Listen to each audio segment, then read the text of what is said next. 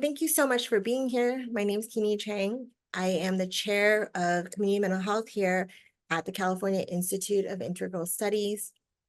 I also have a private practice in Oakland, California, where my particular area of expertise and specialization is in intergenerational trauma and resilience work, particularly around attachment-focused EMDR and intergenerational EMDR.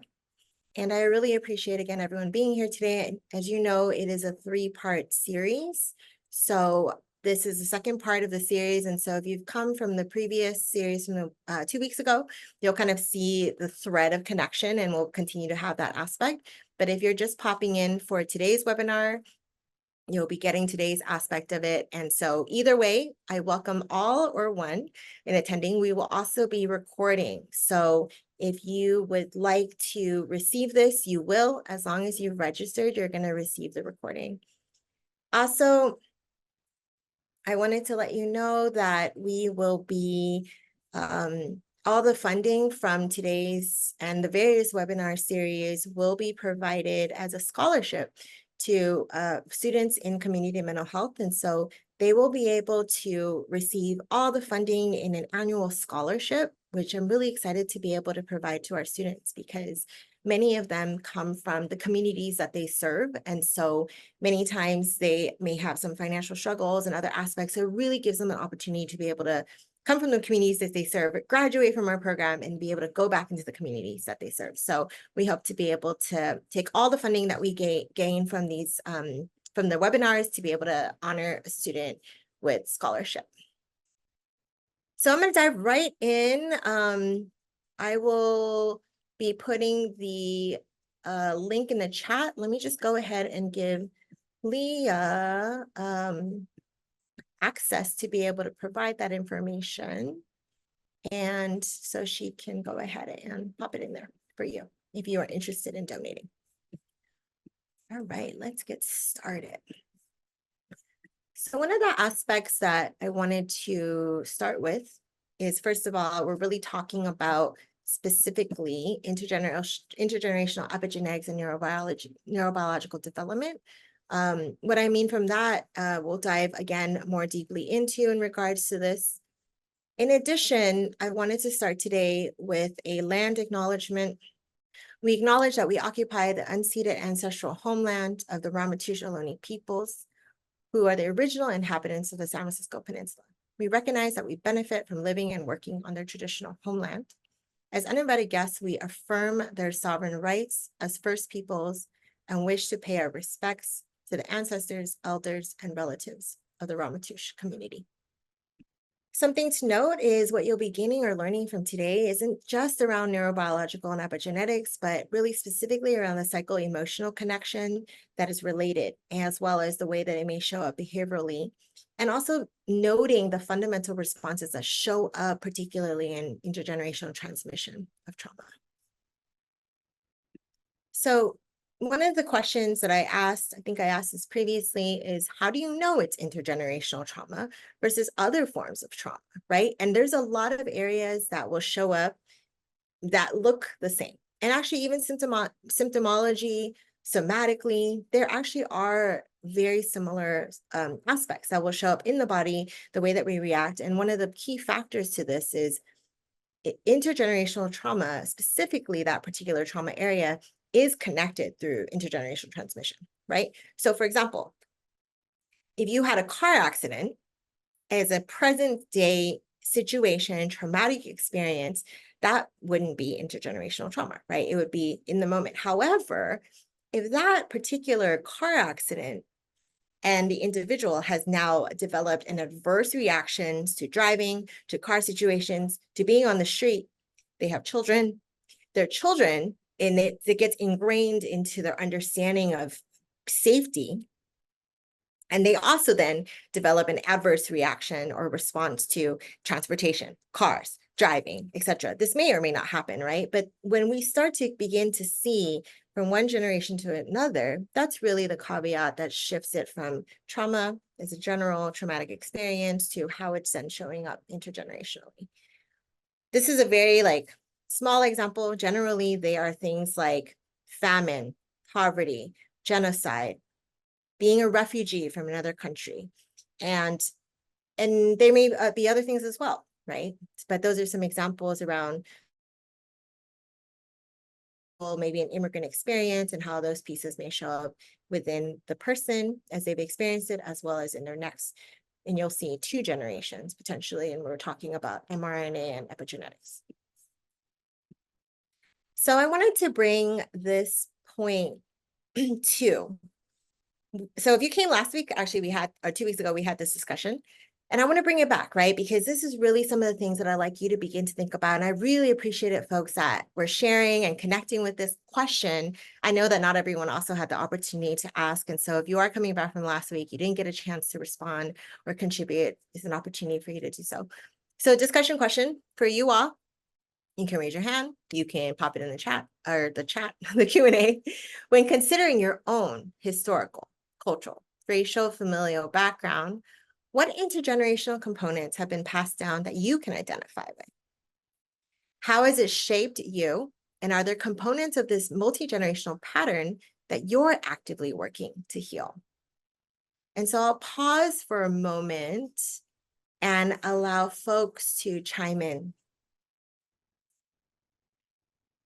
Allison Graham said, anti-fat bias, internalize and externalize. Yes, absolutely.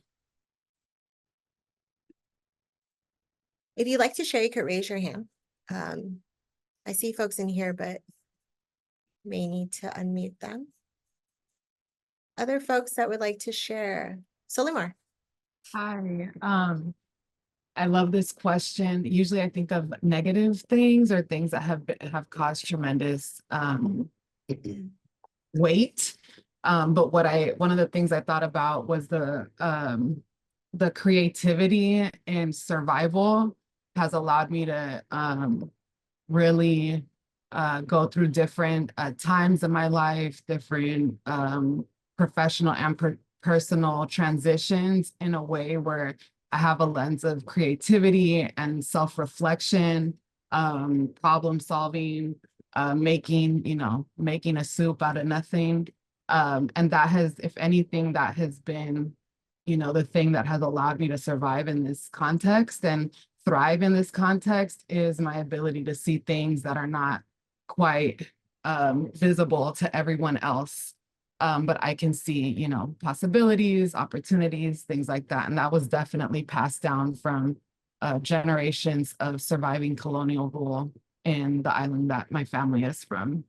Absolutely. Thank you so much for sharing. And, this is something that I spoke about last week, and I will continue to do so, which is intergenerational trauma and resilience, right? There's a way that we speak about the trauma in this huge, heavy way, but like this beauty around the resilience, and not resilience, not just around survival, but resilience around passing down rituals, resilience around bringing in the gems, the beauty, the flowering aspects, the uniqueness of culture, people, right? The beauty in that and how that is part of this journey, and it's part of what's shared. So I really want to note that, and I appreciate Solimar for sharing that story.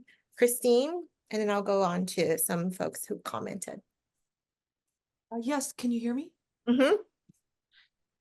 Yeah, so piggybacking on what Solimar said, I'm thinking about gender roles and behaviors, and some behaviors that, and I guess something that would be passed down is a sense of shame and having to be really guarded and protective about behavior as a woman and how one is being seen, especially when it comes to one's sexuality, because it is weaponized.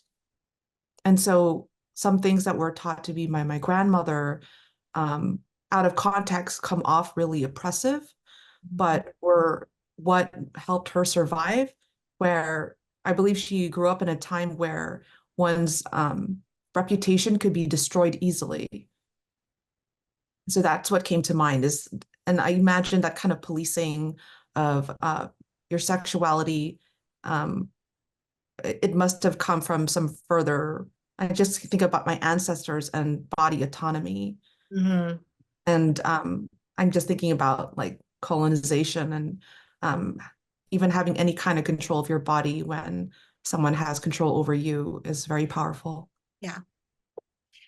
Christine, thank you for mentioning this, because really we're talking about your grandmother's, the way what's happened around that was what was seemingly oppressive, maybe internally within her family system, was actually a way to protect her, right? You didn't specifically indicate this, but underlying it, these ways that we no agency of your body, potentially being and probably harmed, raped, killed, right? We're really talking about the severity, severe situations of safety, right? And some of the things that maybe her parents told her, silenced her around, was a form of protection to keep her safe, even if it didn't seem like it in the moment. And we're actually going to touch on this today as well. Thank you for sharing. I'm going to read a couple of pieces that folks have shared in the Q&A portion, and then we'll move on from this as well. And I'd like you to continue thinking about this and holding this as we move through today's conversation. Some of the things mentioned, internalized white supremacy and anti-Blackness. Yes, absolutely. I see it in aggressive communication styles. That, I'm sure, Tracy, happens in many, even in the most nuanced ways. It could happen like on the street with a stranger we don't know, right? This probably can happen all the time. Jenna says, as a Jewish immigrant of refugee grandparents, I have a fight in me for fighting for the oppressed, giving voice to those who have been silenced, probably in an effort to find my own voice as a means to heal my own family trauma. I bet lots of folks in this room can relate to that. Thank you for sharing, Jenna. Leica says, the intergenerational policing of women's bodies and sexuality, how the same ability to imagine futures we haven't witnessed central to liberation is required to build wealth and imagine future generations free from poverty, particularly with the history of Black communities and families being violently and systemically stripped of infrastructure and wealth. Snaps to that. My chat reads as disabled. I am working deeply with the trauma of being a refugee of war to a different country than my grandparents went through. And every time I have the movement, the memories come from my emotional body. Thank you for sharing that. Yes, the importance of like how our body speaks to us and shares. There's a strong workaholic pattern in my family to the point of severe illness. Thank you. There are some other comments in here. I will get to it. I'd like to move on and I will actually bring some of these in. So I haven't ignored them. I want to also have us be able to connect with this.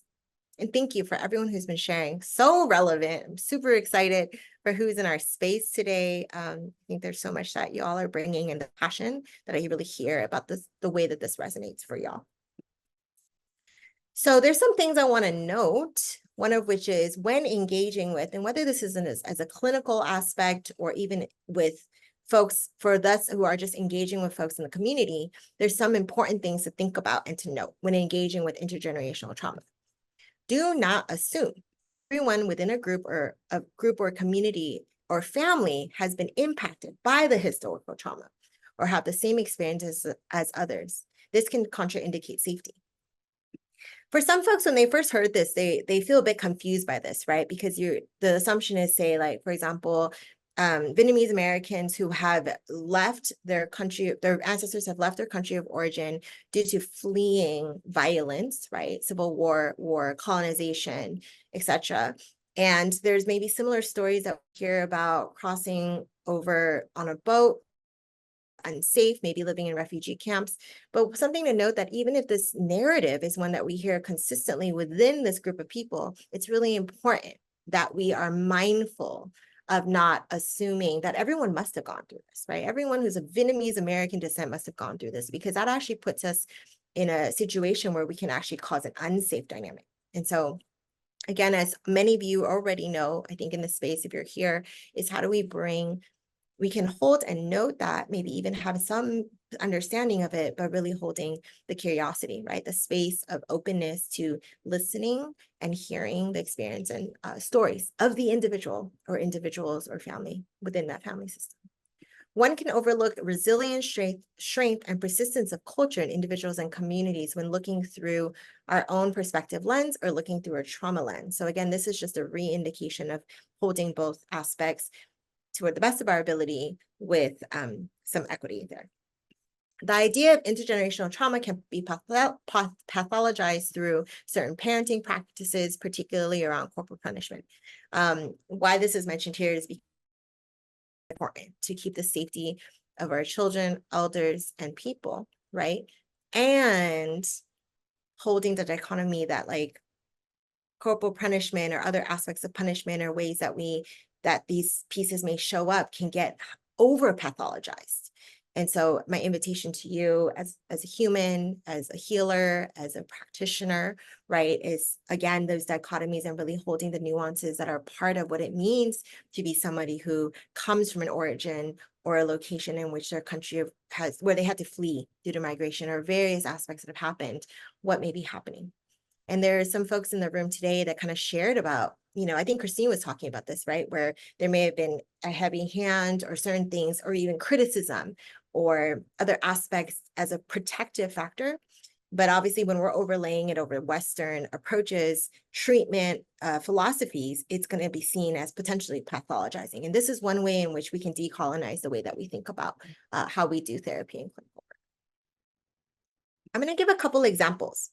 Also want to note, these are just examples. There are many, many, many, many examples of various cultures. And even as you read this, I'm sure even in your own family and even in storytelling, you can indicate or know other aspects that show up. So again, just some considerations, examples of maybe why violence, silencing, and other behaviors are a protective factor. Example. Overly harsh punishment of children because historically, quote unquote, acting up behavior could have led to death, such as lynching in African-American populations. So there's the harsh punishment is a protective factor of their children, right? Because we know that historically what has happened is they could be walking down the street, not even acting up, but it can be seen in this manner, walking down the street, even in the neighborhood that they're supposed to be walking in, and they're approached by some white kids, some white folks in the neighborhood, and they can be snatched and killed, right? That is the severity historically of what could have happened and what did happen to African-American populations. And so what we may see even now today is the way that harsh punishment may show up. And sometimes folks may not always know where that's coming from, but it's an example of maybe how that might show up in parenting and dynamic with parenting. We also see this in other BIPOC populations, kind of showing similar but different, right? Such as an example around like tough love, such as criticism or corporal punishment to prepare children for the harshness of the world. Again, these are seen as protective factors. And this doesn't just happen in BIPOC communities. We've seen this happen in white communities as well. So I just want to note that. Silence underlying behaviors and actions with those in power as a means of survival. And so this really plays into that model minority aspect, right? Which is like, if we can align with those in power, then maybe we'll be okay. Maybe our children will be okay. Maybe we won't get punished. Maybe we won't get harmed. And as we know, that's inaccurate, right? It still happens. And you will never be white, right? If you're Asian, you will always look Asian. You will always be one step below, maybe a couple of steps below. And so, but this is this philosophy or this approach of survival and how it's been deeply ingrained intergenerationally and how sometimes it may show up in dynamics and relationships and things that are normalized in these dynamics. Not even, and oftentimes there isn't a lot of critical thinking about it. Like, we have to do this. It becomes so much a part of our body. And so bringing these pieces up really is an invitation for you to think about for yourself, like, how does that show up for me? Does it show up in the way that I engage with my children, partnerships? Does it show up in my clinical work? How do I engage with clients? Do I have assumptions about certain things, right? So it's an invitation here to continue to critically think about these aspects. Another example is overcompliance with rules and regulations to fall under the radar due to undocumented status, such as undocumented refugees, Latino, Latinx populations. I've heard of stories and situations where undocumented folks get charged higher rent because they know that they are exploited, because they know that they have to pay it, because if they don't, where else are they be able to get somebody to rent to them, right? So there's these examples of how systems reinforce the oppressive aspects of exploitation. This is an example of it. So before I dive in here, I just want to read a couple of more comments that I think folks have indicated in the chat or in the Q&A portion. Taylor said, I'm I've become very aware of how my family's acknowledged, unsupported, and institutionalized autism and disability shaped how I interact with the world. My masking has shaped everything about how I move through the world, always avoiding being spotted as different or off or too much. I can, working with clients that have, and folks that are dealing with a lot of masking, like it is so tiring, right? It's exhausting to have to mask and to mask and to mask and to show up this way. And, my hope, Taylor, is that there's ways that you can continue to be able to be your authentic self more and more. Joanna says, intergenerational use of women's bodies to prop up male power, beauty, or survival. Yes, I can relate to that. I'm sure a lot of folks in here can as well. Thank you, Solimar. Comment. This is great. This happens a lot with the professionals in our field, an effort to be inclusive, but the narrative is counterproductive to creating a productive space for healing. Absolutely. I can share here in my family, there's a belief that allopathic medicine is the only truth. Diana, for folks who don't know what allopathic medicine is, will you pop that in the Q&A and I can share that? Aaron said Jewish people have internalized the practice of being meek and quiet as a means of hoping to not be attacked physically. Absolutely. Every simple act, as always, trying to over-explain yourself because you've never been heard. Kelly, you mentioned a really good point, actually. We often don't talk about this as a trauma, but over-explaining is actually a trauma response, right? Going above and beyond what is needed to even be said with the hopes that you're going to be heard or understood or not misunderstood is actually kind of an unspoken, I think we do speak about it, but not in the way that we think about trauma responses, big T trauma, but this is very common, actually, the need to over-explain or needing to really give as many reasons for why something is occurring or your own actions when actually you don't need to explain at all. Right. And that conditioning is a means to not be misinterpreted or other aspects like that. So I'm going to dive actually into some behavioral reaction responses to intergenerational trauma specifically before we move into epigenetics and neurobiology, because the behavioral, emotional, psychosocial aspect, somatic aspect, it's all connected. It's part of the same connected story. And really thinking about mental health and health is not separate, but really as one. So some psycho-emotional aspects that show up that are really common, particularly intergenerational trauma aspects, are shame, rage, grief, guilt. Some of the ways that this can be activated in, less severe somatic matters are stomach aches, migraines, indigestion, and other body structures. But it can also show up as obesity, high blood pressure, early mortality, right? So even though we're talking about in the moment, some of these somatic aspects, long-term chronic trauma, as we know, and I talked about actually in 2 weeks ago, is the impact on actually severe physical medical conditions that can come from it. So some physical sensations that folks may experience or that you may see is pain, sweating, nausea, trembling, headaches, migraine, heart palpitations, and indigestion. Something else I want to note about this is Western medicine actually doesn't do a really good job addressing or responding to this. And I think there's a place for Eastern and Western medicine, right? There's a place for this. And there are ways that Western medicine does a really good job, like responding to severe triaging situations, such as like a broken bone or some other things where immediate need to triage is important. But when we're starting kind of looking to these other areas that may be showing up that really look like imbalance, chronic stress, adrenal impacts, vagal nerve, parasympathetic system activation at a constant, right? There are other, I think, considerations for healing practices that are really important. And so just sitting and holding some of these pieces. Emotional reactions can include fear, anxiety, panic, shock, numbness, and withdrawal. Some delayed responses, important to know, is persistent fatigue, sleep disorders, nightmares, depression, avoidance of trauma-related activities. And so we're really looking at a trajectory, and some of these delayed responses can actually go on for life, like long-term. So for some people, a lifetime, right? Sleep disorders for some can say, I've heard many, many clients and individuals say, I've always had insomnia as long as I can remember. And they might be like 70 years old, right? And so there's some chronic aspects of this that can be resolved through healing, and sometimes they can stick and it's really hard to address and resolve.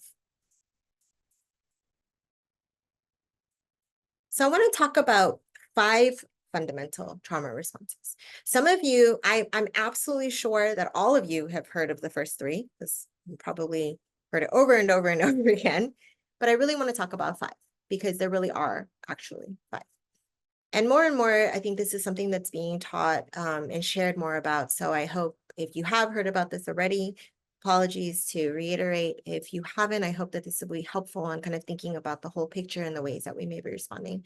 I'm also going to talk a little bit about functional freeze specifically as well. So fight, as you know, facing a perceived threat aggressively. So really kind of approaching, standing strong in your position, knowing and responding by fighting. So internally, if you know that your response is a fight response, you can feel it, right? You're in position, you're ready to fight. Anything that goes down, your hands are up, your body's ready to launch forward. I'm ready to fight a perceived threat. And we say perceived because sometimes it may not actually be a real threat, right? Sometimes you're not actually in danger. At other times, of course, you're in danger. You need to fight. There is a real threat. And then there's other times where you're like, it's disproportionate. And really, that's what we're talking about, right? Disproportionate reaction or aggression or towards forward, maybe in a disproportionate kind of way. Flight is really referring to the knee-jerk reaction to run away and that can be relationally, right? When you're feeling too close, the intimacy begins to feel like a closeness in a relationship. You find yourself wanting to avoid or run away because there's this perceived sense of danger, but maybe it's not a dangerous situation, right? So it can happen in ways, that's an example of a perceived experience of flight relationally. Freeze is the inability to move or act against the threat. And so you literally find the somatic posturing or structure is like complete frozenness. There's like a tightness, there's like an inability to move. You're seeing something happening in front of you and you simply can't move, even if you really wanted to, even if everything in you is like, do something. And you find yourself not able to. And oftentimes folks feel guilt when that happens. And I just want to say, like, that is so normal, right? It's so normal to be afraid and to freeze and for that to happen. And it doesn't mean anything's wrong with you. And it doesn't mean that you didn't do a good job or like you should have done something. I think that this one can be particularly challenging in the regards of like guilt and the connection there. I want to talk about fawn. And I want to mention this because it's actually, I think fawn often interweaves into some of these other areas, particularly the first 3. And fawning is to please someone to avoid conflict. Folks that are people pleasers, this is probably your disposition, right? People pleasing is a way to survive. Think about how many times your proximity to a perpetrator, proximity to a harmful situation or harmful people, and even perceived or unperceived situation where you automatically go to people pleasing because in the past that has protected you, right? And so this one is actually more common than I think that folks kind of notice or realize. And it really is that people pleasing aspect, or when this is like a less severe version of what Stockholm syndrome is, for those of you who know what Stockholm syndrome is, but really kind of comes from a similar mechanism within. So appeasing or befriending, fawning as a means to survive. And flop, I want to mention, is a complete collapse, being unresponsive, right? This is an example of when you're seeing like a lion and a gazelle, and the gazelle goes through all of these phases, right? And the phase that flop is referencing is when the gazelle knows that it's going to die. I'm exhausted. There's nowhere else for me to go. There's nowhere else for me to run. That's just it. I'm going to die. And they flop because they know they're going to be eaten. How this shows up emotionally and internally actually can show up as apathy. And so on an emotional aspect, it can show up as apathy. It can show up as an aspect of a severe depression, right? But I would say not always. So I would be careful not to say like depression equals they must be in flop. That isn't necessarily true, but it can show up in that mental health context as well, but definitely as apathy or just like this feeling of like, I'm giving up completely. They've won. There's no point. So these are 5 areas of the fundamental trauma responses to note and pay attention to. I want to talk about fundamental freeze because I actually think fundamental freeze is something that shows up in many of our contexts. And so for those of you who are pull myself up from my bootstraps, do whatever I need to do to make sure that I can function, go to work, get up and feed my kids, perform all my tasks, do my duty, right? And know that you aren't present. Like you're doing all these things as a means to survive, but maybe you really struggle with being present. So it's the capability and ability to perform task functioning in daily life, despite being stuck in a psychological response similar to the freeze reaction. You might actually be stuck in some of the other areas too. You could be stuck in flop or apathy and still function, right? So I wanted to bring this up again, an area that that's not spoken a lot about, but I imagine folks resonate with. The response is closely tied to the concept of the dorsal vagal complex within the autonomic nervous system. There's a question in here about getting a copy of the presentation. It's recorded. So each of you are in here will get a copy and be sent the recording later today or tomorrow. I just want to read a couple more as we move on into the neurobiological aspects. Diana mentioned a system in which medical doctors and other healthcare professionals, such as nurses, pharmacists, and therapists, treat symptoms and disease using drugs, radiation, or surgery, also called biomedicine, conventional medicine. Thank you. Western medicine. Yes. Wondering if systemic conditioning is going to be discussed in terms of colonization within cultures and how it relates to protective factors. What are ways we as practitioners can support individuals within this larger political framework? Rachel, actually, I covered this in the first part of the presentation from 2 weeks ago, where I specifically was talking about trauma related to colonization and racialized trauma. If you want to email me directly, I can send you that. Interesting tangent going on in wellness coaching, exploring why semi-luteins such as Ozempic are so successful with obesity and heart disease, DMII, sleep, etc. Thank you for sharing about that, Nam. I don't know too much about it, and I appreciate you kind of putting it in here around addressing chronic inflammation and trauma impacts. I actually also talked about inflammation, how it can cause and be affected by trauma and the ways that it can show up biologically as well. So I'm going to skim this quickly. Most of you already know this, how behavioral responses and reactions to intergenerational trauma can either show up as reenactment, so dysfunctional trauma narrative, reenacting, showing up in child-rearing partner relationships, relationship to self, which I want to note is really important. It is not just about our interpersonal relationships with others, but how it's actually showing up within our relationship to ourselves. So that can be like self-gaslighting, self-shaming, etc. It can also show up intergenerationally where a child or offspring fears a similar stimuli that a parental unit has experienced, whether horrific, painful, or traumatic. And so the way that it shows up in children, but that they actually themselves have never actually experienced that. So let's talk a little bit about terminology, just so we understand what we're talking about here. Intergenerational transmission is really talking about the phenotype in children, so parent to child or children. Multi-generational transmission, really talking about children and grandchildren, so we're talking about 3 generations, and transgenerational is exposure for subsequent generations continuing 3 or more.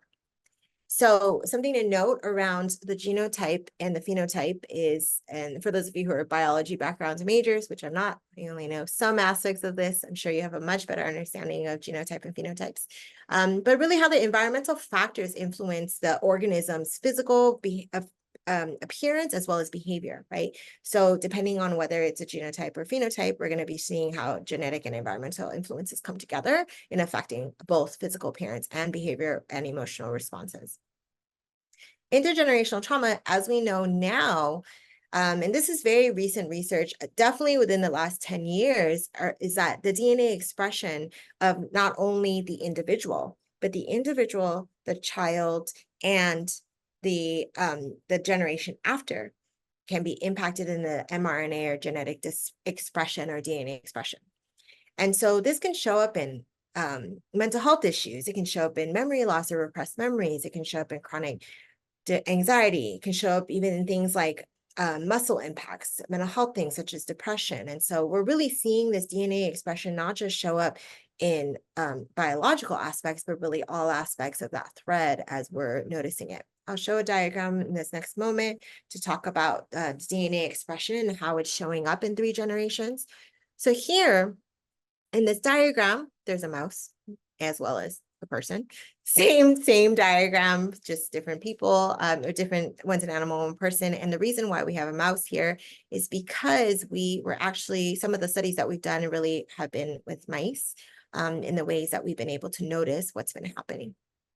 And so researchers have discovered abnormally high levels of microRNA, which is genetic material and a gene expression present in sperm, blood, the hippocampus of traumatized mice.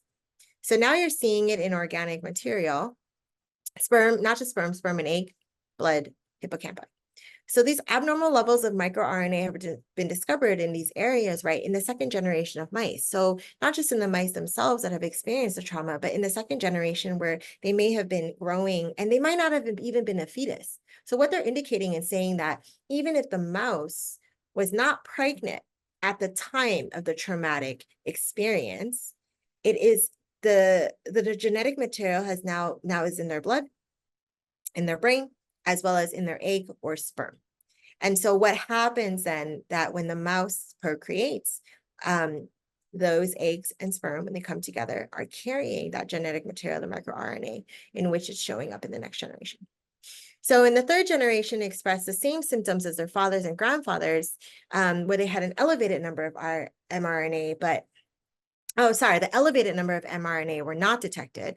However, the expression of it was still within it. So you'll see that it progressively becomes less. And if the trauma is resolved within the line of, say, the 2nd generation of mice, you are actually breaking the pattern. You're actually breaking and addressing that it won't get passed on. So let's just say 1st generation, the mouse was experienced, or the individual experienced a traumatic experience. Maybe, again, we'll use, say, a fleeing their country of origin due to war. And they go to a situation where they are in a well-adjusted environment, 2nd generation, born into the world, and they don't necessarily experience trauma. They're, again, well-adjusted. We're noticing that the levels will go down. What is the concern with this is not that, but is that emotionally, behaviorally, and in our discipline or in the way that we're raising our children, we inadvertently are actually passing down some level of that trauma or that traumatic experience. So even though in the DNA expression within 3 generations, by the end of the 3rd generation, actually on an mRNA or microRNA level, it would have resolved. Naturally, it can resolve. But what we find is that it doesn't, because it continues to get passed down through the way that we may be engaging in our children.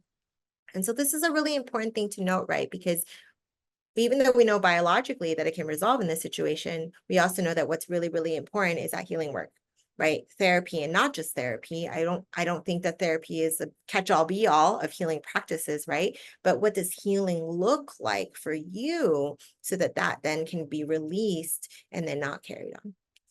So ultimately, it informs us that 3 generations will be impacted by traumatic experiences that can continue to be passed down further intergenerationally. So what does that mean? Psychobiology and epigenetics, can the brain heal from intergenerational trauma? Absolutely. So this is good news, right? We know that absolutely it can be healed. You don't have to live that way. It doesn't have to show up in our children in the same dynamic, in the same way. And I'm just going to share about this right here, because this is something that I can speak to specifically around EMDR, intergenerational work that I've done, and just really grateful to be able to provide this healing work. But here is an MRI. And this particular patient received 5 sessions of EMDR. And the brain activity in the red is showing overactivity, right? And so what happens through hypervigilance, difficulty sleeping, nervous systems that are constantly activated, various forms of triggers that may occur, right? The brain is actually showing an overactivity in red. I also want to note that this particular brain is actually not being exposed to stimuli. So we're not necessarily showing this patient or this individual traumatic, like, viewing, right? We're not showing them like car crashes or anything like this. This is as they are, MRI, current brain, with prior to receiving treatment, they're not being exposed to a negative stimuli or anything like that. They're walking into the doctor's office as is, as they are, and their blood pressure is normal, right? So despite that being the case, this is what we're showing for someone who has actually experienced complex trauma. The second brain is 5 sessions of EMDR. I also want to note that this is not true of every client or patient, right? Like this is an example of one patient who showed results in treatment. And so we can see 5 sessions post EMDR and post reprocessing through all 8 phases, for those of you who have under some context of EMDR, really showed like a decrease in overactivity and really a more normalized state of what was being activated or previously overactivity in the brain. I also want to note that the hippocampus can grow back. We used to think that with trauma, we used to think that with schizophrenia was the only thing that would have an impact, a negative impact organically on the brain. And again, with additional trauma research and just continuing to dive into the understanding of trauma, impact of trauma, we've actually seen the shrinking of the hippocampus with chronic, complex trauma that an individual has endured. And we've also seen that through healing practices and support and treatment, the hippocampus can also grow and be able to come some of its functioning to be able to come back at the capacity that it needs to. I'm not sure if it grows back to exactly the healthy hippocampus that maybe the individual was born with, but we know with developmental trauma, there's not really a way to compare that, but say chronic developmental trauma, complex trauma, the child's brain was impacted in their life as they were growing up. And as adults receiving treatment or later on in their life receiving treatment, we've actually been able to see a regrow in the hippocampus. And so really promising work. And I know a lot of you in this room with us right now are doing healing work. And I think what I want to say to that is like, keep going. There's a purpose. We're here for a reason. I appreciate you all coming in today to learn a little bit more about this. And there's so much more research happening now. And it's just really exciting for me to see that intergenerational trauma resilience as a term is not some foreign concept anymore, that folks are really talking about this. 15 years ago, people didn't know what I was talking about. So I appreciate that so many of you are here and being a part of this conversation. So that's the end of this presentation component. Thank you so much for being here.